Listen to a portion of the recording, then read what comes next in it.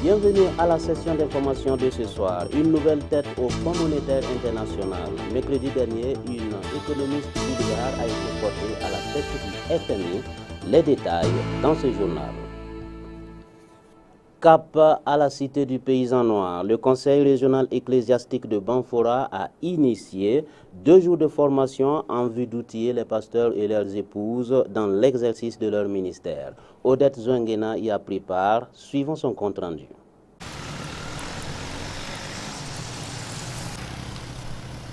Nous sommes dans la province de la Comoé, dans la cité du paysan noir, précisément à l'église centrale des Assemblées de Dieu de Banfora, où des serviteurs et servantes œuvrant dans la région ecclésiastique de la localité y sont pour être outillés sur une thématique à trait au succès de leur exercice dans le ministère pastoral.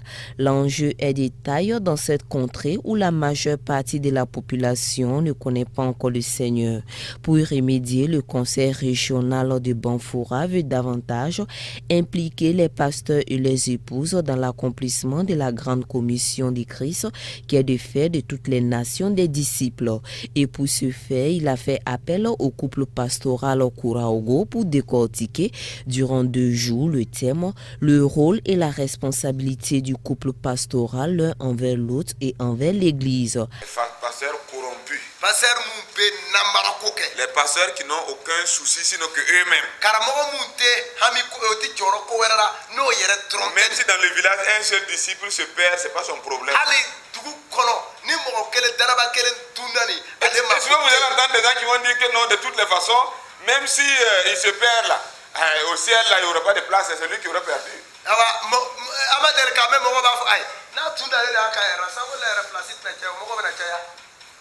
Vous comprenez? Notre patron dit qu'il va nous juger. Lisez-moi Jean chapitre 10 verset 1 là. C'est Christ qui est notre patron. À l'entame de son exposé, le pasteur Modeste Kouraogo a souligné que le concept Jean est aujourd'hui un défi pour l'Église qui doit le relever. Premièrement, la bonne marche de son foyer. Et deuxièmement, la réussite du ministère.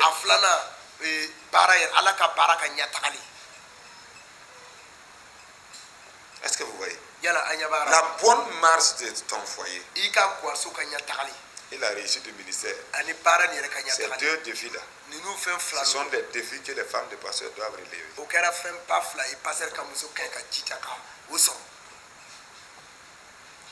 Si nous parlons de ça aujourd'hui, c'est parce qu'il y a problème. Il nous est arrivé d'entendre des gens qui disent que c'est moi qui ai été appelé, ma femme n'a rien à voir.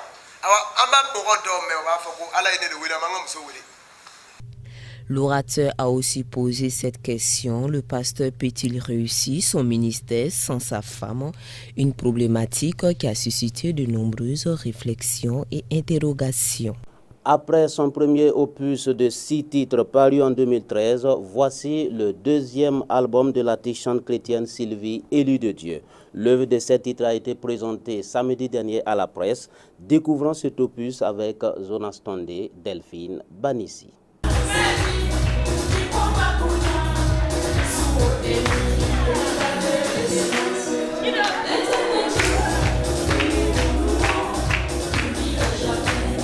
Jésus avait un homme est le premier maxi de 6 titres de la chanteuse chrétienne Sylvie, élue de Dieu. Ce fut une œuvre musicale entièrement enregistrée en live et parue en 2013 qui a connu sa part de succès. Premier album, c'est 6 titres. Premier titre, ça parle que Jésus est la lumière du monde. Et deuxième, Mansunoro Newinam Yuri. La Tibam Nongolma Yelo Akatfan. Troisième titre, ça parle que Jésus avait un homme. Jésus a la lumière du monde. Et suivant, c'est l'amour. Jésus est l'amour. Avant de partir, Il nous a parlé l'amour. Après donc ce premier exploit, l'artiste met sur le marché du disque un deuxième album de 7 titres en 2017, auquel elle y adjoindra un single. Intitulé Grâce de l'Éternel, l'œuvre révèle la faveur de Dieu dans la vie de sa servante. 2018, Sylvie élue de Dieu accompagne son album avec le clip du premier cantique de cette œuvre qui évoque le mariage selon Dieu. Et en février 2019 paru le clip vidéo du deuxième titre de l'album qui stipule que l'Éternel des armées combat pour ses enfants.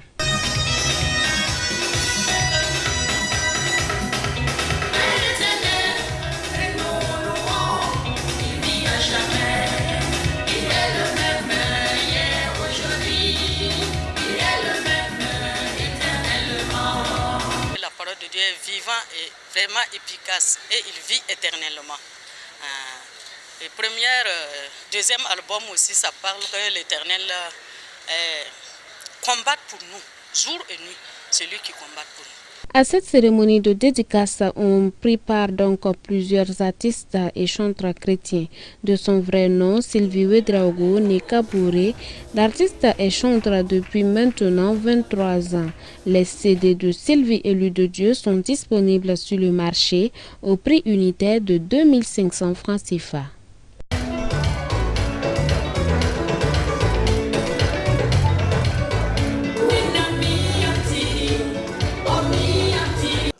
Ouvrons à présent la page économique de ce journal. Kristalina Georgieva, c'est le nom de l'économiste bulgare porté à la tête du Fonds monétaire international.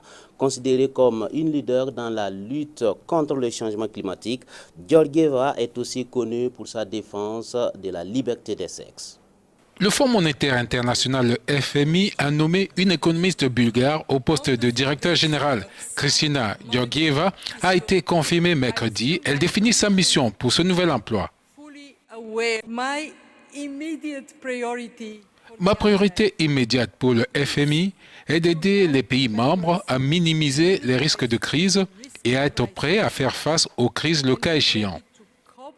Pourtant, nous ne devons pas perdre de vue l'objectif à long terme qui est de construire des économies plus fortes. Georgieva est le premier dirigeant de l'institution de Bretton Woods issue d'une économie de marché émergent. La politicienne de centre-droit a grandi en Bulgarie sous le communisme. Elle est actuellement directrice générale à la Banque mondiale où elle a défendu l'égalité des sexes. Georgieva est également considérée comme une leader dans la lutte contre le changement climatique, ce qui pourrait la mettre en contradiction avec la Maison-Blanche. Elle succède à Christine Lagarde qui a pris la direction de la Banque centrale européenne. La nouvelle patronne du FMI entre en fonction le 1er octobre. Les faux médicaments continuent d'être consommés en Afrique malgré les dégâts causés sur le plan humain et économique. Avec des pertes estimées à des dizaines de millions de dollars chaque année sur le continent, la contrefaçon de médicaments pèse lourd sur la balance. L'économie des faux médicaments en Afrique ne connaît pas la crise, à la grande désolation des professionnels du secteur. L'Association des industriels pharmaceutiques en Afrique francophone, lancée la semaine dernière à Abidjan, en Côte d'Ivoire, entend mettre un terme à ce trafic dangereux mais extrêmement lucratif. Le marché des produits pharmaceutiques en Afrique subsaharienne francophone pèse pour 1,2 milliard de dollars par an, une enveloppe siphonnée à 42% par les faux médicaments selon l'OMS. Pourtant, à l'échelle mondiale, l'Afrique ne produit que 3% de médicaments. En septembre 2016, près de 126 millions de faux médicaments avaient été saisis par l'Organisation mondiale des douanes dans 16 ports africains. Le Nigeria, qui représente la destination finale de 35% de ces saisies, est considéré comme étant la principale porte d'entrée des faux médicaments sur le continent, avec près de 1400 points d'entrée illégaux. La plupart de ces produits contrefaits proviennent principalement de Chine, 60%, d'Inde, du Paraguay ou encore du Royaume-Uni, d'après l'Organisation des Nations Unies contre la drogue et le crime. En termes économiques, le trafic de faux médicaments rapporte 500 fois plus aux organisations criminelles que le trafic de cocaïne. Sur un tout autre registre, une exoplanète d'une taille similaire à celle de Jupiter semble avoir été découverte par des chercheurs. Si cette découverte venait à se confirmer, elle remettrait en cause toutes les théories jusque-là admises sur la formation des planètes. C'est une découverte majeure pour la science qui pourrait remettre en question les théories sur la formation des planètes. Des chercheurs affirment avoir trouvé une planète de taille semblable à Jupiter, nommée JJ5312b, et située à 31 années-lumière de notre système solaire. Cette exoplanète serait une boule de gaz géante, mais fait rarissime. Elle orbite autour d'une étoile de taille minime comparée à elle. Nous avons trouvé une planète qui ressemble à Jupiter, mais nous nous serions attendus à ce qu'elle soit d'une taille plus petite, comme celle de la Terre. Mais dans le cas présent, nous avons découvert une planète comme Jupiter en orbite autour d'une très petite étoile. Juan Carlos Morales et son équipe ont tout de même émis une hypothèse sur la formation de ce type de planète. Selon eux, l'étoile serait entourée par un disque massif et froid qui serait à l'origine de la création de la planète en question. D'après l'astrophysicien, le ciel recèle encore de nombreux mystères. Les nouvelles technologies permettront certainement d'en apprendre davantage sur l'univers qui nous entoure.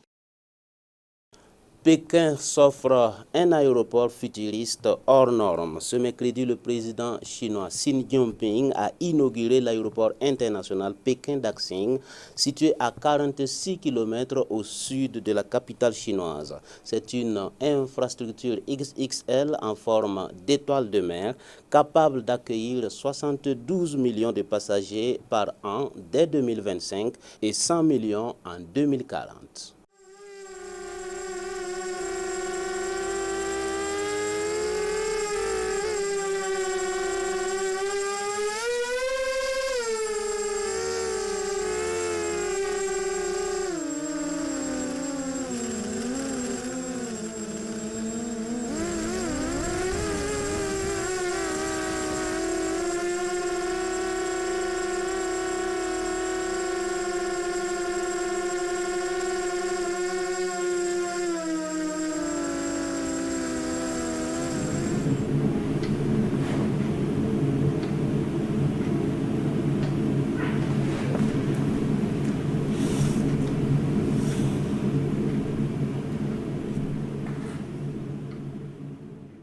C'est tout pour l'édition de ce soir. Toute l'équipe de réalisation se joint à moi pour vous souhaiter une excellente soirée.